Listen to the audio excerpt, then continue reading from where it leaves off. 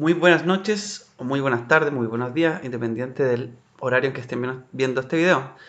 A continuación, les introduciremos en un trabajo de Microeconomía 2, dictado por el profesor Sergio González Carvajal, decano de la Universidad Arturo Prat, Facultad de Ciencias Empresariales. Carrera de Ingeniería Comercial. Los integrantes son Catalina Figueroa, Darwin Cortés, Juan Pablo Peso, quien les habla, y Piero Sorich.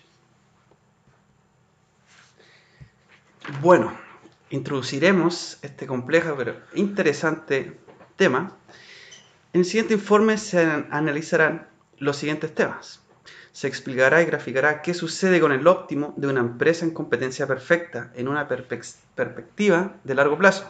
Se explicará el óptimo productivo del monopolista en el corto plazo, enfocado en situaciones de beneficio o pérdida económica.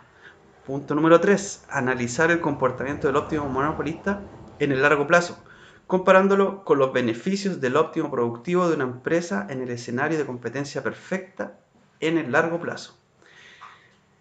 El presente trabajo tiene como objetivo brindar conocimiento al lector del comportamiento en el óptimo de producción comparado una empresa en competencia perfecta versus una empresa monopolista en el corto y largo plazo. Con lo anterior obtendremos una idea de cómo se comportan los costos e ingresos, beneficios en el corto y largo plazo, en los mercados dinámicos impulsados por los cambios sociales, tecnológicos e innovadores, como así también los cambios en los precios de mercado, precios de insumos o cambios en el gusto y preferencias de los consumidores. Explique en palabras y gráficamente qué ocurriría con el óptimo de una empresa en una perspectiva analítica de largo plazo. El largo plazo en microeconomía no es un periodo de tiempo específico, sino que lo podemos definir como un periodo de tiempo lo suficientemente largo como para anticiparse a los cambios. En este caso, para que el capital pueda variar, por lo que a largo plazo todos los factores son variables, lo que nos genera una nueva función de producción. La producción a largo plazo se mide en base a los rendimientos de escalas. Estos pueden ser crecientes, constantes o decrecientes. El producto óptimo a largo plazo, también denominado óptimo a largo plazo, es un incremento en los factores de producción, lo que genera también un aumento en la producción total. La determinación del óptimo a largo plazo lo encontraremos en el momento en el que costo marginal es igual a nuestro ingreso marginal. Explique el óptimo del monopolista en el corto plazo tanto como para situaciones de beneficio como escenarios de pérdida económica. Para dar explicación del tema, analizaremos un tanto el modelo de equilibrio de una empresa monopolista. La curva de demanda que enfrenta un monopolista es la misma que la del mercado al ser el único productor del bien, y además esta curva de demanda es negativa, porque a medida que aumentan las cantidades demandadas, los precios disminuirán. Un aspecto importante que debemos mencionar es que el ingreso marginal no es igual al de la demanda que enfrenta la empresa en competencia perfecta, sino que la curva de ingreso marginal es la mitad de la demanda. En resumen, la curva de ingreso marginal tiene el doble de la pendiente de la curva de demanda, tiene la misma intersección en el eje vertical y la intersección en el eje horizontal es la mitad de la intersección de la demanda. La empresa monopolista maximiza sus ganancias. Es decir, la meta de la empresa deberá ser ubicarse en el punto donde los niveles de producción le permitan obtener el máximo beneficio. El punto óptimo de una empresa en monopolio se obtiene cuando a un nivel determinado de producción los ingresos marginales son igual a los costos marginales.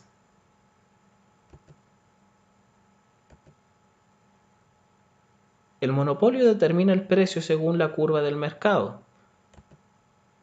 Entonces, bajo una cantidad a la cual llamaremos Q sub 1, subimos hasta la curva de demanda y ahí encontraremos el precio, al que llamaremos P sub 1.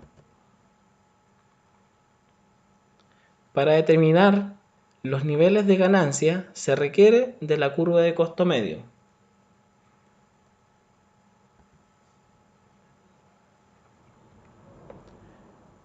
Entonces, como habíamos mencionado, para determinar la ganancia se requiere de la curva de costo medio, que desciende hasta que intersecta el costo marginal y luego empieza a ascender. De esta forma, el precio se va a comparar con el costo medio, obteniendo así la ganancia unitaria. Y al multiplicarla por las cantidades se obtiene la ganancia total. En este punto, el monopolista al corto plazo continuará su producción siempre y cuando los precios o el precio exceda al costo variable medio. Entonces, si el precio es mayor al costo medio total, la empresa obtendrá beneficios. Ahora cabe preguntarse, ¿puede un monopolista tener pérdidas?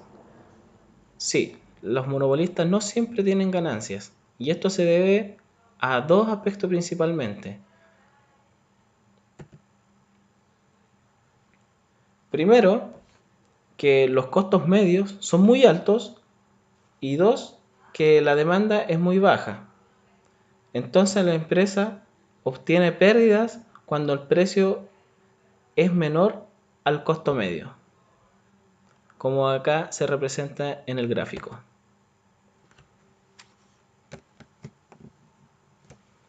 Bajo estas circunstancias de pérdida, el monopolista le conviene al corto plazo cerrar temporalmente, si es que no cubre sus costos variables.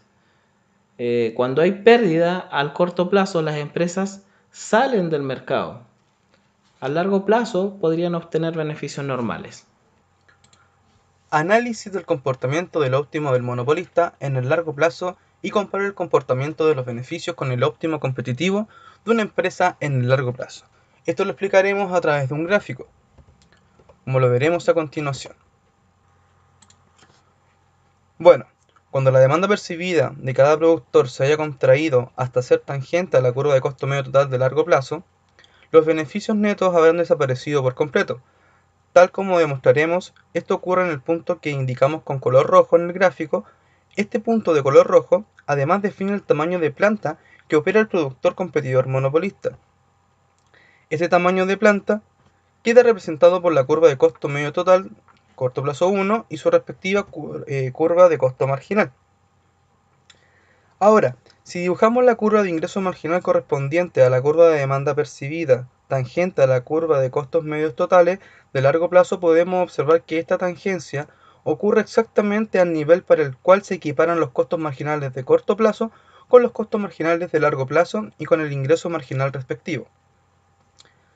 Si reflejamos este nivel de producción sobre la curva de demanda percibida, obtendremos el precio de equilibrio, el que además considera con los costos medios totales de producción tanto para el corto y el largo plazo. Al coincidir el precio con los costos medios totales, el ingreso total coincidirá con los costos totales y los beneficios netos serán nulos. Esta situación de equilibrio de largo plazo ha sido posible ya que a un mismo nivel de producción, que indicaremos con XCM, es decir, la cantidad de equilibrio de largo plazo de la competencia monopolista, se ha logrado de la coincidencia entre las cantidades demandadas, tanto percibidas como proporcionales, eliminándose así todo tipo de excesos. Ahora, si comparamos de punta a punta el nivel de producción de equilibrio largo plazo de la competencia perfecta con la producción de equilibrio de largo plazo de la competencia monopolista, surge una diferencia que medimos con una barra de color rojo oscuro. Esta diferencia, que es la suma de los dos costos anteriormente que hemos mencionado, se puede interpretar como capacidad excedente negativa y se puede entender como el costo de la diferenciación propia de la competencia monopolista, a partir del supuesto que la producción no es homogénea entre productores. Diferencias entre monopolio y competencia perfecta. A continuación mencionaremos las principales diferencias entre una empresa de competencia perfecta y un monopolista. La empresa monopolista puede utilizar su poder de mercado con el objeto de apropiarse de todo o parte del excedente del consumidor, y esto se debe a que es un simple vendedor que no tiene rivales. El único ente regulador es el Estado, que puede establecer bandas de precio para proteger al usuario, o también puede licitar a otro inversionista, ejerciendo presión al monopolista. Por el contrario, la empresa en competencia perfecta es precio aceptante, por ende no puede influir en el mercado. Este tipo de empresa se rige por las fuerzas de la oferta y la demanda.